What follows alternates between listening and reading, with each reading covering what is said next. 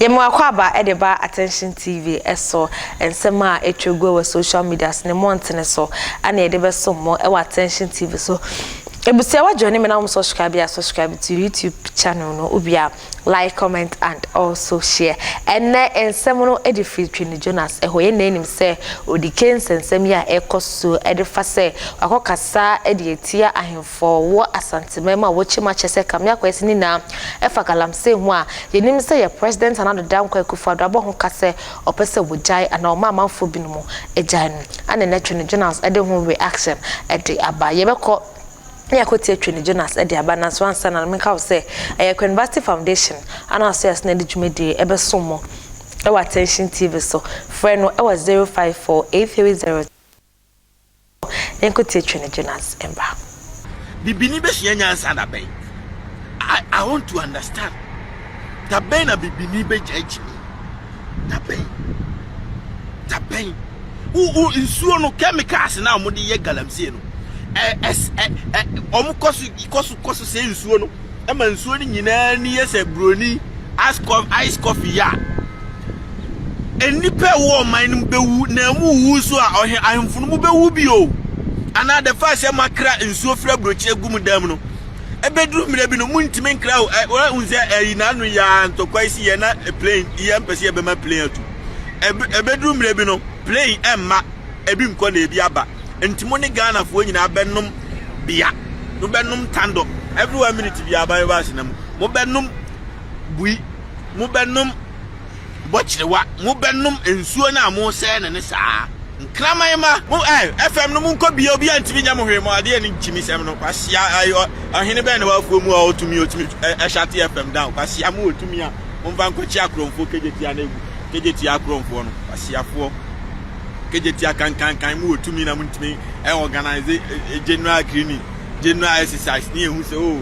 Bantamahene asante hina odano say yen awrenji because of say ya hini esunti the whole Ghana your kingdom and mu be ye need to say brodi kroma ni pe dia for the baby part of my glass in point ye be ma ye kroma ye say mu na jimi mu krom ba bia kan every 1 minute bia ban was na namu no mo nwene no ho kwasia chimi mra chimi semo ya ni hwan say o meme FM station no obi kasa oswa how did I know say the person is going to mention Asante Hene? How would I know? Or obi na betra me FM stations no aka asem so kan yen enye say bi oka say obebo Asante Hene and obeku Asante Hene and Asante Hene ayi say and Asante Hene ayi say all kan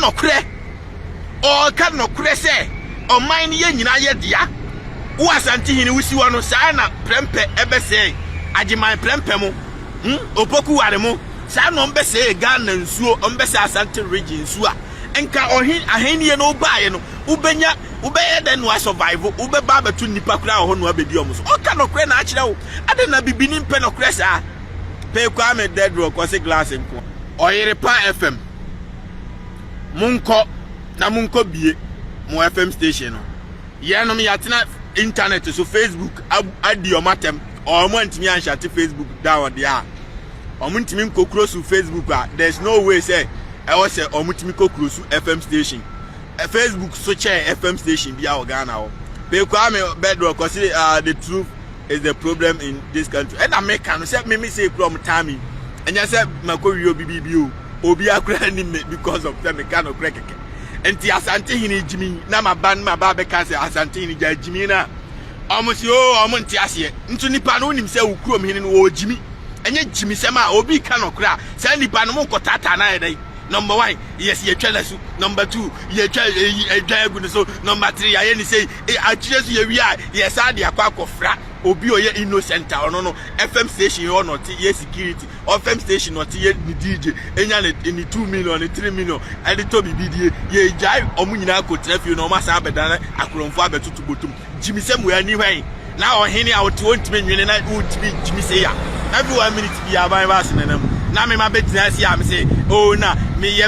so jimi so dabi every 1 minute bi aman ma senam na wo kra na Otumfour kra no wo no woni mo hwe kra na Bantamahene no kra na di ni jimi jimi sa afre no na twi nanim ka chen say oh minim se mo bo me ho ban minim se mo bo mahenie ho ban nanso de papa ne beka en eye no kwasem enti se mo obibi kura ya munye ne boko na ma mo mfa mfra FM station FM mo ma yodan FM fo na yodan Jimmy adwuma mu mie bi adwuma ben ma bi ho ma ba be gugu de ho no so ma Jimmy sa de adan asema akwa obi abesu nyansa me de me de it is what it is me no aha no muntu abraibo enyeye mu kan bibi enyeye listen me mfo bia no ni Jimmy masa obi anfa ne kwasi ankokura na ko ga ze kuma se fo no obi na Jimmy people want truth man people want truth obi apese ni problem yese bibi ni abo na broni akofa de abesimiti a wo Otumfour otiwo wa ko school abrochire woni abrofo anante ha woni abrofo anante woni minyansa bia enso wa hyeda abeka ho abeka Jimmy fo no na ane omunyire Jimmy ha wo otumi a utimi de ye bibi wo man no ma fa sa tumi no ema ukuro no emunya ni titi sa brochire mane nye se bi nyankwasi ade na mugu a moye no masa it's not a joke emeso so obi aso bio ti asante hene wan de obi a o wiase bia sometimes wo Jimmy a wonim se wo Jimmy agi se obi ka kire ntini ya se okọ afuoma na se obi twasa onim se na chiachira de ogina abonten no ona hu se akwaye okotuwa ya o twa sekan o twa aha no ko twa ko ni benkum kakra no twa ba ni fan kakra anke betene nya sa o twa ko benkum nko an o chia enti sa mre a wusi manhia nkwasiafo na egu onkyai a omudi so ye o wiwiyo piao ya Jimmy fo na omunyina wo to aduane ma omudi nti omu se u Jimmy me na me ka no kura kire o de wo ye ne ye Jimmy sem obi ka no kura ye ntata no ye protect onu mum asante hene de wo ye ne ye Jimmy sem obi ka no kura ye protect no obai no obedi watem e no be ye Jimmy sem anka mekwa ko ba hye no but as long as the person is speaking the truth, let's protect our generation and our future generation. We don't have to destroy the environment. And if this person is telling you the truth, na say we say wono wonti ase ye opese minkuminya babi asante ni wadu this guy ya debio who this guy ya dan wono wo ba be defend Jimmy wo ma unkra so Jimmy so tie dia me kira no di ono no why mistake no onim so why mistake enti ye ne ye be kan ti se sia na maka kira no any moment from now Bantamahene Jimmy fo no na ka chen say omo ko bi omo FM station na obi anya aduane ni na munya mu Jimmy no adwuma na ese na okuro no mu masa ba be gudi ye ho no mumugu ankwasiafo gold ya tuatu asase so edian ajapade ben factory ben na mudi gold sika akosi ama oman no mfaso ben ne enya free mo so mahini anya Jimmy sam kwa ne yete asase ba ko no mato ama nipa 5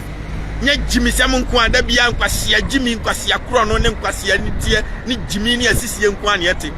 It's not a joke anymore. Ye nyama mu nyimi masa asiafo enya ya nka mu mahini mu bedi no ha mu so ahini mu di no ye so asiafo ye kase mu ye leaders a leadership no se mu ntia se osisen you are leaders means you won some ye mu na mu some ye mu na mu make sure say mu be ye no ma power man num ni ye ya enjoy asiafo nya ye ne ye be so mu ma Jimmy say ade pe Kwame Bedrock consider the chief and pastors politicians and the problems in the that's why now kwasia wo hene wie na do Jimmy abetana say and asase no